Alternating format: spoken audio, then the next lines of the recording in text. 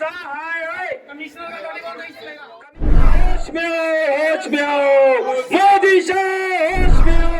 जनता की सेवा करते रहे, नेता जनता की सेवा नहीं कर रहे हैं, वो सिर्फ अपनी सेवा कर रहे हैं और अपनी सेवा कराने के लिए पुलिस को अपने में लगाए रखना चाहते हैं, क्योंकि उन्हें सिक्योरिटी के लिए पुलिस कम पड़ रही है।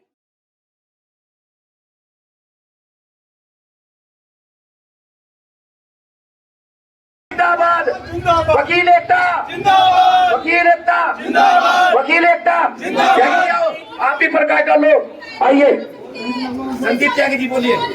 एम्प्लॉयमेंट की इतनी बेरोजगारी है, आप जगह जगह घूम के मोदी जी और अमित शाह ये कहते हैं कि हम इतने लोगों को रोजगार दे रहे हैं, इतने लोगों को काम दे रहे हैं। दिल्ली में क्या पैसे की कमी है? दिल्ली की जीएसटी देखिए, रेवेन्यू देखिए, कितना पैसा आता है। क्या दिल्ली सरकार एक्स्ट्रा पुलिस फोर्सेज को भर्ती नहीं कर सकती? थाने में कितने पोस्ट खाली है, क्यों नहीं भर्ती किया जा रहा है? क्यों उन बेरोजगारों को बेरोजगार रखा जा रहा है जो कि डिजर्व करते हैं पुलिस की नौकरी? वो इसलिए कि पैसा बचाना है और लोगों के न्याय के साथ नुकसान करना है, लोगों को न्याय नहीं होने। खामियां बताइए जो तौर पर आपको लगता है कि जो खामियां हैं जी, नोटिफिकेशन में सबसे बड़ी खामी ये है कि थाने के अंदर से ही पुलिस वहां से बैठे वर्चुअल मोड में अपनी बयान देंगे, अपनी टेस्टिमनी देंगे, जो कोर्ट को एडमिट करना होगा। और ये हमारे सिद्धांत जो न्याय प्रणाली है उसके सिद्धांत के बिल्कुल खिलाफ है। वो ये कहता है कोर्ट से बाहर के, कोर्ट के जो चार दीवारी है उसके बाहर की कोई भी बयान कोर्ट में एडमिसिबल नहीं है। तो ये सीधा क्लैश हो रहा है हमारे न्याय सिद्धांत को, हमारे न्याय प्रणाली से खिलवाड़ किया जा रहा है और हम ऐसे किसी भी बात को बर्दाश्त नहीं करेंगे जो न्याय प्रणाली से खिलवाड़ करे। और इसलिए नोटिफिकेशन हमारे न्याय प्रणाली के खिलाफ है। आप इसे समझिए कि पुलिस अगर हम भी बयान देते हैं कोर्ट से बाहर तो वो बयान कोर्ट में एडमिसिबल नहीं है। एक्यूज का बयान लेता है, आप जानते होंगे मैडम कि जब भी कोई घटना घटती है तो पुलिस आती है इन्वेस्टिगेशन के लिए। इन्वेस्टिगेशन में जो भी बयान लिया जाता है 161 की एंट्री होती है, उस एंट्री को एडमिट नहीं किया जाता है कोर्ट के अंदर। कोर्ट के सामने बयान होता है, उसको 164 का स्टेटमेंट बोलते हैं। वो एक्यूज प्रोसिक्यूटर्स का भी होता है और एक्यूज का भी होता है और अदर विटनेसेस का भी होता है, तो उसकी एंट्री एडमिसिबल है। कोर्ट के बाहर की किसी भी बयान को, टेस्टिमनी को कोर्ट एडमिट नहीं करेगी। ये सिद्धांत है हमारा, इसी सिद्धांत पे जूरिस्प्रूडेंस हमारा, इसी सिद्धांत पे न्याय प्रणाली चलता है। अच्छा, जो एक जवाब दिया गया कि इससे समय की बचत होगी, उस पर क्या प्रतिक्रिया आपकी? कोई समय की बचत नहीं होगी, बल्कि न्याय प्रणाली से खिलवाड़ किया जाएगा। सरकार अपने जिस आदमी को चाहेगी जेल में भेज देगी, जिसको चाहेगी वो जेल से बाहर रखेगी। उसे आंखों से धमकी दिया जाएगा कि अगर तुमने बयान मेरे हिसाब से नहीं दिया तो तुम्हें जेल के अंदर बंद किया जाएगा। और वो पढ़ के भी तो बयान दे सकता है। आपको पता है क्रॉस एग्जामिनेशन, मैडम मुझे नहीं पता आपको कानून की कितनी जानकारी है, मैं थोड़ा सा आपको समझाने की कोशिश करूंगा।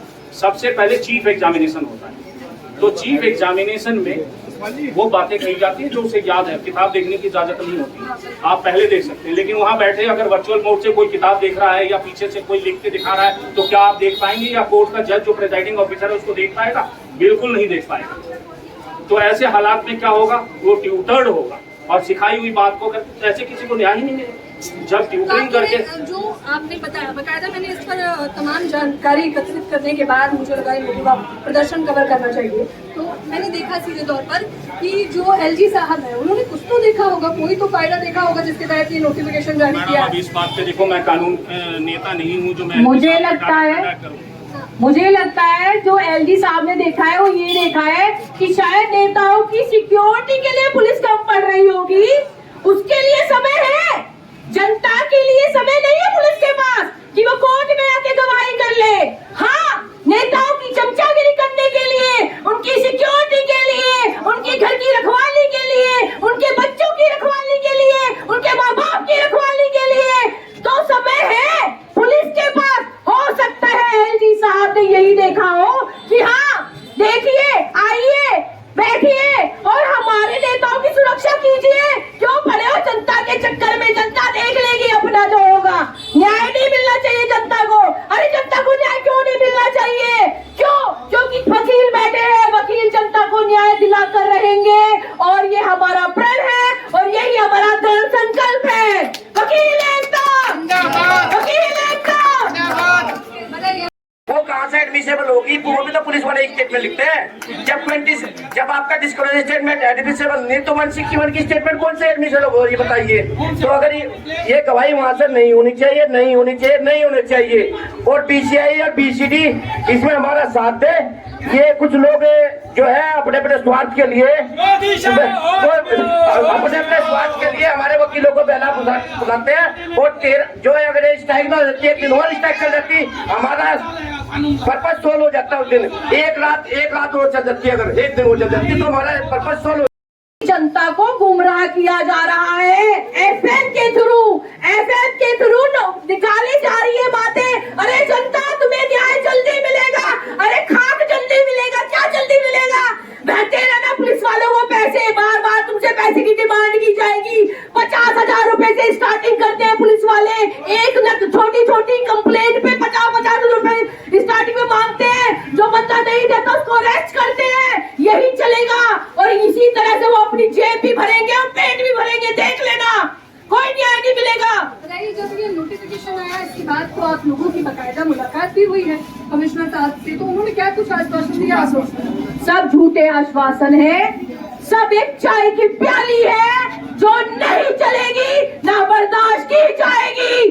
जो बात होगी खुल के सामने आए, जो बात कहेगी उसके नोटिफिकेशन निकाले जाए, पार्लियामेंट से कानून वापस हो, जो कि यहाँ ना चलने देंगे और ना ये चल सकेगा। इससे आपको आप लोग सरकार से स्ट्राइक कर रहे हैं, उसकी वजह से जनता के केसेस ही पेंडिंग हो रहे हैं। देखिए, ये लड़ाई जनता के लिए ही है। अगर इसमें जनता के केसेस पेंडिंग हो रहे तो जनता के केस को जल्दी चलाने का काम भी हम ही करेंगे। जनता के केस को जल्दी भी हम ही चलाएंगे। अगर जनता के केस लेट हो रहे हैं तो उनकी भलाई के लिए, ना कि ये हमारा इसमें कोई जेब भरी जा रही है। इसमें